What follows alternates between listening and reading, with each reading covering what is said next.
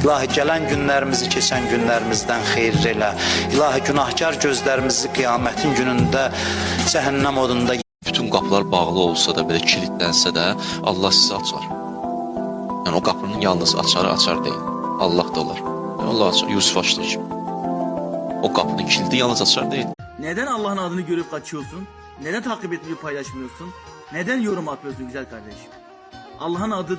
Hər şeydən qop, Allaha bağlan, Allah özünü də sənə verəcək. O qopduğun şeylər də hamısı ayaqla gəlir. Bir insan ancaq Allaha ümid eləsə, Allah bunda bir hal görsə ki, hər şeydən qopub ancaq Allaha ümid eləyir, buyurur ki, bu insan nə istəsə Allah verər, nə istəsə verər. Bir şey Neden Allah'ın adını görüp kaçıyorsun? Neden takip etmeyi paylaşmıyorsun? Neden yorum atmıyorsun güzel kardeşim? İlahi gələn günlərimizi keçən günlərimizdən xeyir elə. İlahi günahkar gözlərimizi qiyamətin günündə